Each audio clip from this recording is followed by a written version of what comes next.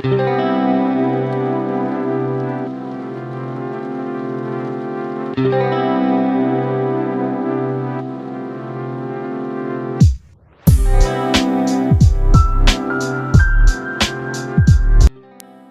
Friends, welcome to street catalogue. మరో మంచి వీడియోతో ఈరోజు నేను మీ ముందుకు వచ్చాను. ఈరోజు మనం విజయవాడలోని ట్రస్ట్ హాస్పిటల్ రిజిస్ట్రేషన్ ఆఫీస్ పక్కనే ఉన్న పెద్దయ్య గారి భోజనం అన్న హోటల్కి వెళ్ళబోతున్నాం. ఇక్కడ భోజనం చాలా బాగుంటుందని చెప్పి మన మిత్రులు అయితే ఇక్కడ వెళ్ళండి, ఒకసారి రివ్యూ చేయండి అని చెప్పి సజెస్ట్ చేయడం జరిగిందనమాట. సో అందుకనే ఇక్కడికి రావడం జరిగింది. హోటల్ పెట్టిన కొత్తలో నేను ఇక్కడ వీడియో చేద్దామని పర్మిషన్ తీసుకోవటం జరిగిందనమాట. సో పర్మిషన్ ఇచ్చారు, కాకపోతే అమ్మవారి ఫోటోని పెట్టాలి, ఆ తర్వాత మనం తీద్దామన్నారు. ఆ తర్వాత మళ్ళీ నాకు కుదరలేదు, మళ్ళీ ఇప్పుడు వచ్చిందనమాట ముహూర్తం. సో అప్పటికి ఇప్పటికి భోజనం టేస్ట్ ఒకేలా ఉంది అని చెప్పి చెప్పడం జరిగిందనమాట. సో చూడండి, ఇక్కడ అమ్మవారి ఫోటో అట్లా మనకి లోపలికి రాగానే ఈ విధంగా దర్శనమిస్తుంది అనమాట. సో ఇట్లా హోటల్ అయితే చక్కగా చాలా నీట్గా ఉంది. ఇదైతే మెనూ అనమాట. ఇక్కడ మనం భోజనం చేయటమే కాకుండా పార్సల్ తీసుకెళ్ళచ్చు. రకరకాల కర్రీస్ అన్నీ కూడా ఈరోజు స్పెషల్ దొరుకుతాయి, అన్నీ కూడా మనం పార్సల్ పట్టుకెళ్ళచ్చు అనమాట. సో హోటల్ అయితే చాలా శుభ్రంగా నీట్ అండ్ క్లీన్గా అయితే మెయింటైన్ చేస్తున్నారు. సో తిన్న ప్రతి ఒక్కరు కూడా భోజనం అయితే చాలా బాగుంటుందని చెప్పి చెప్పడం జరిగిందనమాట. సో ఇక్కడ చూడండి, ఇక్కడ వీళ్ళు వడ్డించే ప్రతి ఐటెం కూడా మనం కావాలంటే పార్సల్ పట్టుకెళ్ళచ్చు. చట్నీలు, తర్వాత పొళ్ళు కూడా మనం ఇక్కడ చూడొచ్చు. హోటల్ అడ్రస్ వచ్చేసరికి పెద్దయ్య గారి భోజనం అండ్ కర్రీస్ పాయింట్ అనమాట. Opposite trust hospital, register office పక్కన, రిజిస్టర్ ఆఫీస్ రోడ్ అనమాట. సో విజయవాడలో ఇది దాదాపుగా బెంజీ సర్కిల్ దగ్గరలో ఉంటుందన్నమాట.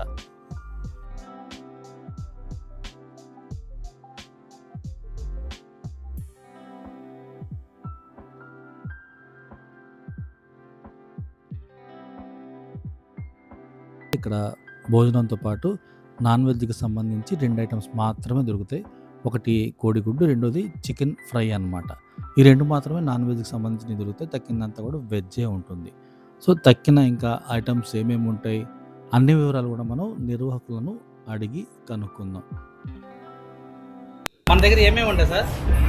దగ్గర ప్లేట్ మీల్స్ ఉంటుందండి 110 రూపాయలు, ఫుల్ మీల్స్ 130 రూపాయలు, single parcel 120, full parcel 180, curd rice 80 rupees, sambar rice 80 rupees, chapati 60 rupees, omelette 20 రూపాయలు, హాఫ్ చికెన్ 70 రూపాయలు, ఫుల్ చికెన్ 130.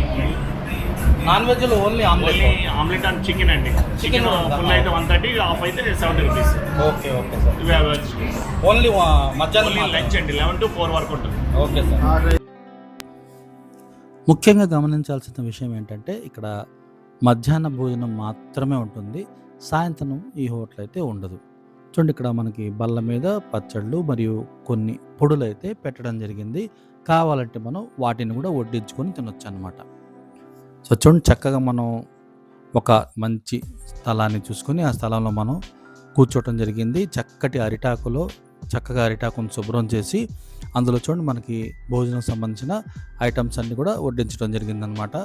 ఇక్కడ మనకి వచ్చిన ఐటమ్స్ ఏంటంటే క్యాబేజీ పకోడీ, సాంబారు, పెరుగు చట్నీ, రసం చూడండి, మరియు పులిహోర, అప్పడం, దోసకాయ చట్నీ, రోటి చట్నీ వేశారనమాట.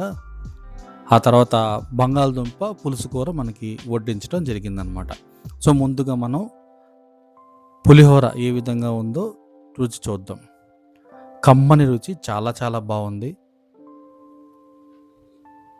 సూపర్గా ఉంది. చూడండి, చక్కగా అన్ని రకాల తాలింపు ఐటమ్స్ అన్నీ ఇందులో పడ్డాయి. పులిహోర చాలా కమ్మగా ఉంది. పులిహోర తింటుంటే మధ్య మధ్యలో కరకరలాడే శనగ్గింజలు అలా పంట కింద పడుతుంటే ఓహో సూపర్ ఉంటుంది కదా, చాలా కమ్మగా ఉంది.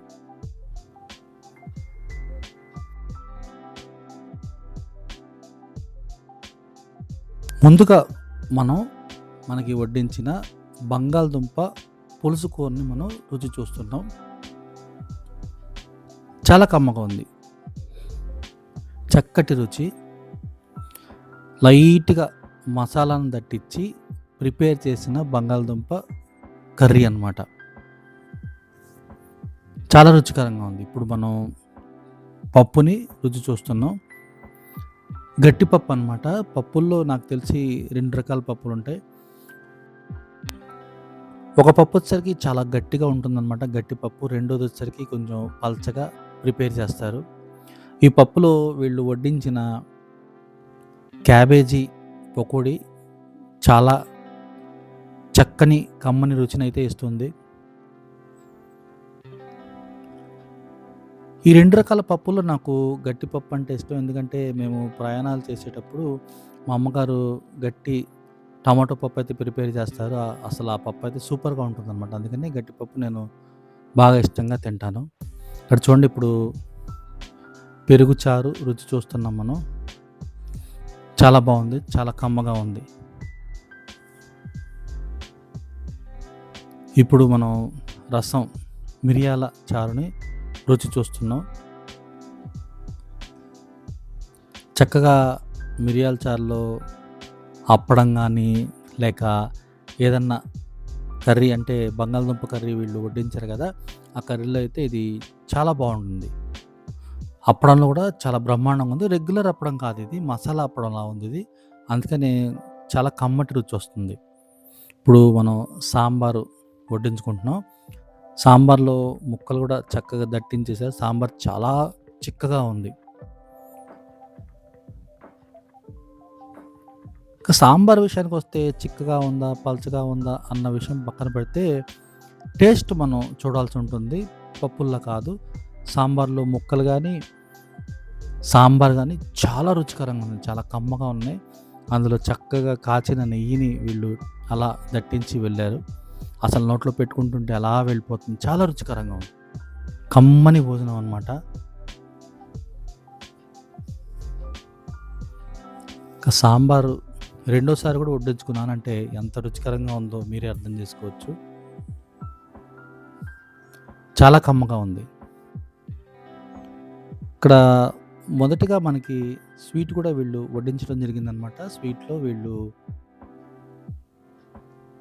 సేమియా కేసరిని వడ్డించడం జరిగిందనమాట. సో చూడండి, గట్టి పెరుగు, గడ్డ పెరుగు వీళ్ళు వడ్డించడం జరిగింది.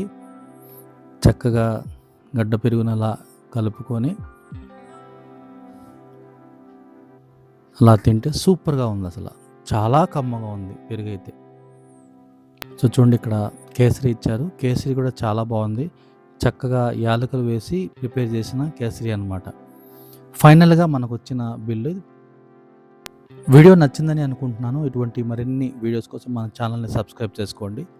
వీడియోని ఇంకా లైక్ చేయకపోతే లైక్ చేయండి. మరో మంచి వీడియోలో మళ్ళీ కలుద్దాం. Thank you.